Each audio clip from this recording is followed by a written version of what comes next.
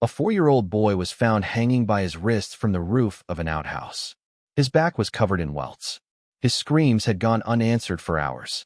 And when police finally started investigating, questioning hundreds of people across Chelsea, Massachusetts, not one person suspected the attacker was a child. That was their first mistake. By the time they figured out the truth, 2 more children were already dead. This is the story of Jesse Pomeroy, the boy the press called the Boston Boy Fiend. And there is one detail about his childhood that most people completely skip over, because it explains everything. Jesse Pomeroy was not born evil. He was born unlucky. From infancy, his right eye was covered with a white film. Nobody agreed on the cause: cataracts, infection, a bad reaction to a smallpox vaccine. But the result was always the same. People looked at Jesse and looked away. Kids mocked him. Older boys bullied him constantly. And his own father, the one man who should have protected him, couldn't stand the sight of his own son. When Thomas Pomeroy got angry, he'd pull Jesse's shirt up and whip his bare back with a belt. This happened regularly, until one day Jesse's mother, Ruth Ann, grabbed a kitchen knife and drove her husband out of the house for good. He never came back. Jesse was left with a working mother, a back full of scars, and a mind that was already heading somewhere very dark. The warning signs were there early. Jesse didn't play baseball or run around with other kids. What he liked was playing scouts and Indians, and in his version, he was always the Indian. The scouts were always captured, and the tortures he invented for them were always elaborate. His mother came home from work one afternoon and found all her pet canaries with their heads twisted off. She knew something was seriously wrong with her son. She just didn't know how serious. Number 1. 8 victims. 9 months. And nobody suspected a child. December 1871. 4-year-old. 55 days. That's how long it took. March 18, 1874.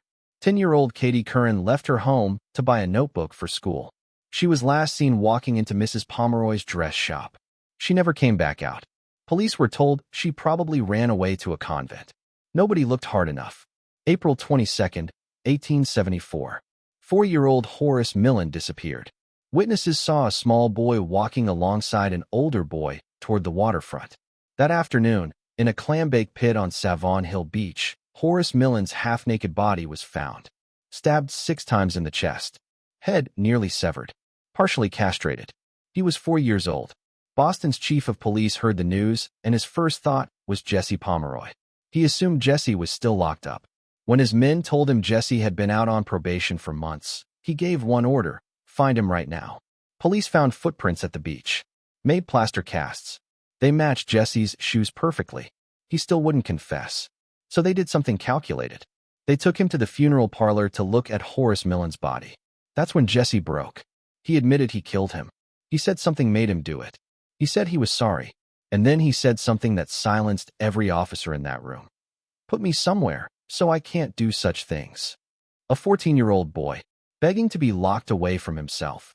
Katie Curran was found months later, in the basement of the building that used to be Mrs. Pomeroy's dress shop. A grocery store had moved in. Workers noticed a smell during renovations. They found her body buried under an ash heap, stabbed and mutilated. She had been there the entire time. At trial, the jury deliberated less than 5 hours. Guilty of first-degree murder. Massachusetts law required execution, but the jury recommended mercy because Jesse had been 14 when he killed. The debate exploded nationally. Do you execute a child? Even one who did this? In August 1876, the answer came. No execution. Instead, the K.